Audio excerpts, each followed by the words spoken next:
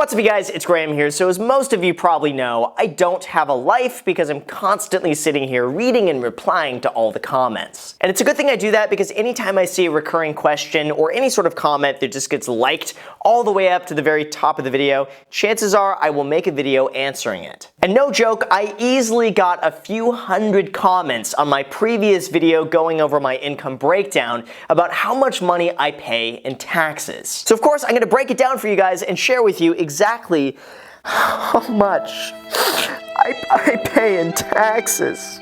Because yeah, for anyone wondering, the income I listed of $163,800 per month was before I've paid taxes on it, which means that after I pay taxes, I am left with a considerably smaller amount because I pay a lot in taxes. But before I answer exactly how much I pay, I just want to say the topic of taxes is something that is so important for you to understand, and this is the stuff they will never teach you in schools. And most of the time you have no idea how it works until it's too late, either when you see a huge bill from the IRS and you're sitting there pulling your hair out, wondering how you're going to pay all of it, or you just hire a really good CPA who handles all of it for you. But usually by then it's a little bit too late, and it's so important just to understand the basics. So hopefully this video brings some clarification to everyone watching and answers the question of how much I pay in taxes, because I gotta say, when it comes to the tax code, it is so unbelievably complicated. And when it comes to me, I would not have learned any of this if I didn't get to the point where all of a sudden I was looking at my tax bill and realizing that I was paying over 50% of my top end income on taxes, and I realized I gotta learn how this stuff works so I can save some money. So if you just watch this video to the very end, you will learn how the tax code works, you'll also learn how much I pay in taxes, and you'll also learn how to smash that like button if you haven't done that already, because this video takes me forever to do a video like this. So if you just wouldn't mind, for the YouTube algorithm, hitting the like button, it does help out the channel tremendously. If you just do that, I'm good, and here's all your information. So here in the United States, you first have what's called the federal tax bracket, which determines how much money you owe the IRS depending on how much money you make. In 2019, here's how this works. So as you can see here from the chart, if you're unmarried, when you make under $9,700 a year, you won't owe any federal income taxes once you take the standard deduction. After that, you'll pay 12% tax on all income between that and $39,475. Then you'll pay a 22% tax between that and $84,200. This continues until you make over $510,300 in a year, in which case all further income is taxed at a federal tax rate of 37%. Now, it's really important for me to mention this, that it does not mean if you make $1 above a certain threshold that now all of your income is being taxed at the new higher rate. Like, I've seen stories about people refusing to take a $1,000 raise because they're concerned it's going to bump them into a higher tax bracket and they'll lose more money than they gain because they'll suddenly pay more in taxes. That's not how this works. You only get taxed on the little bit of higher income in the higher tax bracket, not the entire thing. It's just that the more money you make, that money is taxed at the higher rate, not the entire thing. This is how that works. Now the thing is, in addition to federal income taxes, if that is not depressing enough, we have what's called state income taxes, and here's how that works. Almost every state has what's called state income taxes, and this is completely separate from what you would owe the IRS. As you can see from this chart on the screen, some states have zero income tax, like Nevada, Tennessee, Florida, Washington, and so on, and other states range anywhere from a few percent of your income all the way up to 13.3%. And of course, lucky me, guess which state I live in? That's right, it's the one with the highest state income taxes of anywhere in the United States. It's California. Now, just like the federal income taxes that you would pay the IRS, there are tiers to how much you would end up paying to the state. Like here in California, you'll pay 1% in state income tax up to the first $8,222 that you make. Then you'll owe 2% from that up to $19,494, and so on all the way to 13.3% for tax on all income above $1 million. Your own state tax rate will vary and will chances are be a lot lower than this. But wait, there's more. If you think it doesn't end there, if you think it can't possibly get any worse than that, it does.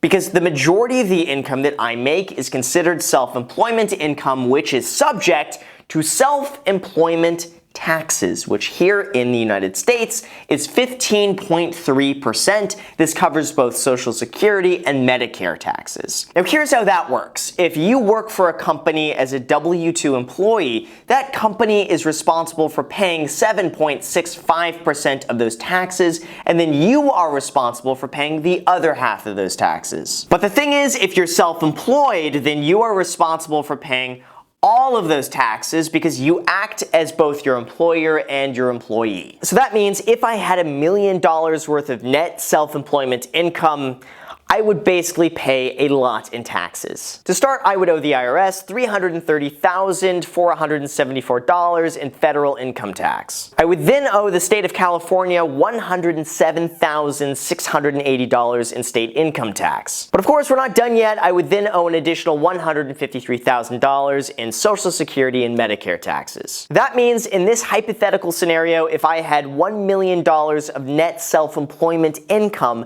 I would owe $591,154 in taxes. That's right, over 59% of my income would go towards taxes. So for every $100 that I make, I only get to keep about $41 of that's left over. But don't worry, it's not all bad news. Here's where the good news comes in. The reality is that here in the United States, self-employed business owners have the advantage of having a lot of write-offs and tax deductions available to bring down their taxable income and save on taxes. Whether or not you agree with the tax system, this is how it works, and this is how it's meant to be followed. This is meant to encourage business owners to not only continually reinvest into their business to reduce their tax bill, but also hopefully give them more profit left over to reinvest back into the economy in the sense of hiring more employees, buying more equipment, buying 20-cent iced coffee, and so on. I think it also incentivizes people to start a business and hire employees because it means they can fully utilize the tax code as it's meant to be used. And when it comes to me, I've been self-employed since 2008 working as a real estate agent, meaning that any expense I have relating to the business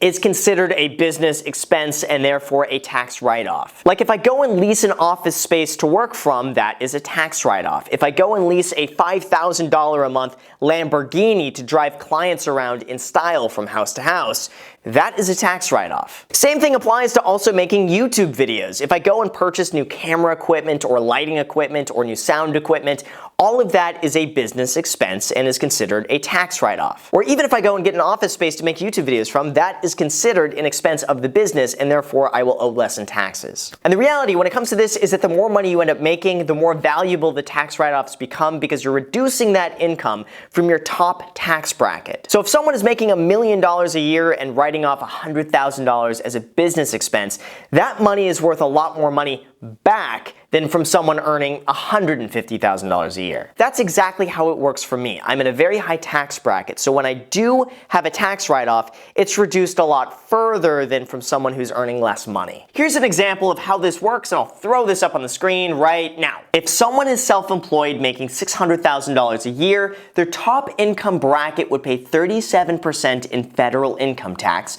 15.3% in self-employment tax, and about 11.6% on average to the state of California. That means that 63.9% of all income between $500,000 and $600,000 is lost to taxes, which works out to be $63,900. And after taxes, you have only $36,100 left over. But if instead that person spent $100,000 as a business expense, that $100,000 is not counted as income. That money is not taxed. So they can get $100,000 worth of value while only spending $36,100 because that's what would have been left over had they just paid taxes on the money without reinvesting it. That's just the realities and benefits of being self-employed and running a business here in the United States, and this is really how the tax code is set up to operate. All of this is legal, none of this is breaking the law, none of this is evading taxes. Now, in addition to that though, if you're self-employed, you also have the option of opening up what's called an SCorp. I have this set up where all of my income and expenses go through the corporation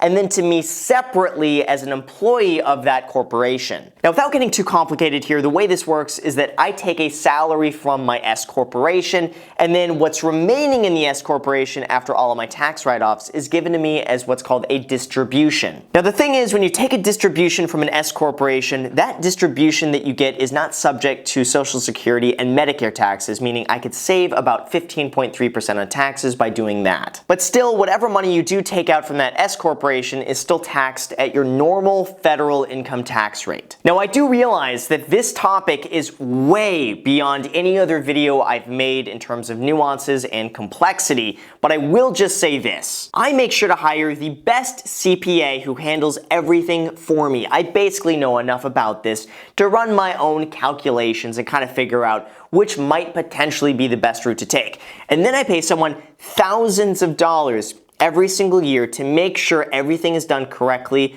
I don't break any laws, I follow everything as it should, and therefore I make sure that I am in the clear.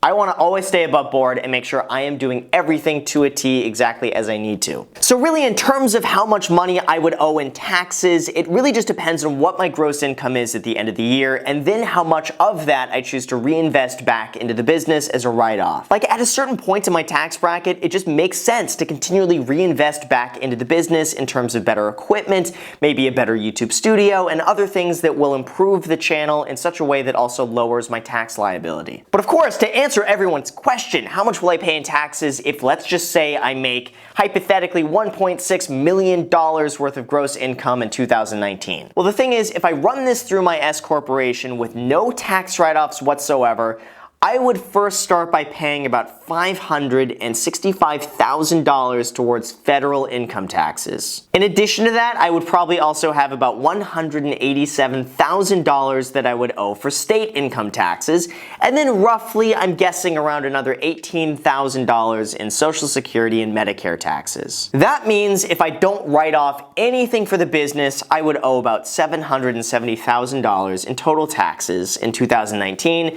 which would work out to be about half of my income. Now, running it through an S corporation saves me about $220,000, but still, I am just in a very high tax bracket, in a very high income tax state, and that's all there is to it. Now, yes, I do have the option to move out of California into another state without state income taxes, and I won't say I won't ever do that, but at the same time, I do really like Los Angeles, so we'll see. But if there's any takeaway from watching this video, let it just be this. The reality of making money and becoming wealthy first begins with saving money. You must save your money and invest it wisely if you ever want to be financially independent or wealthy later on. There's no other way around it. But then you'll eventually get to a point where you cannot feasibly save any more money. It's at that point that you should begin to focus on making more money. Now, it's at this time that you keep your expenses the exact same, but as you increase your income, you're just able to save the difference. But then you get to a point where all of a sudden you're making so much money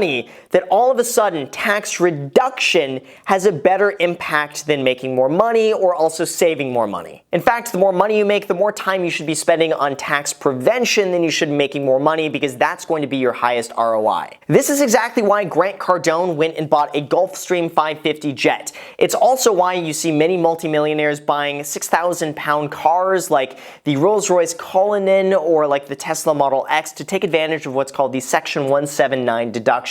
Those are all just strategies to help keep the money that you make, because at the end of the day, no matter how much money you make, what's really important is how much of that you get to keep. Now, I don't usually cover topics like this because most of the time it's extremely complicated, it's very nuanced, and for people in this situation, they usually just end up hiring someone to handle it for them. But for anyone wondering how the tax system works or how much money I pay, or whoever hopes to be in a position one day where you have to worry about how much money you're paying in taxes, at the very least, I hope this video was able to provide some level of clarification for you, and maybe it gets you interested in taxes because it's something not a lot of people talk about. It's not really that interesting until they see how much money they can save by utilizing it. So with that said, you guys, thank you so much for watching. If you guys enjoy videos like this, please hit the like button, please subscribe, please hit the notification bell so YouTube notifies you anytime I post a video, which is 3 times a week. Also add me on Instagram. I post it pretty much daily, so if you want to add me on there, just go ahead, add me on there. Thank you again for watching, and until next time.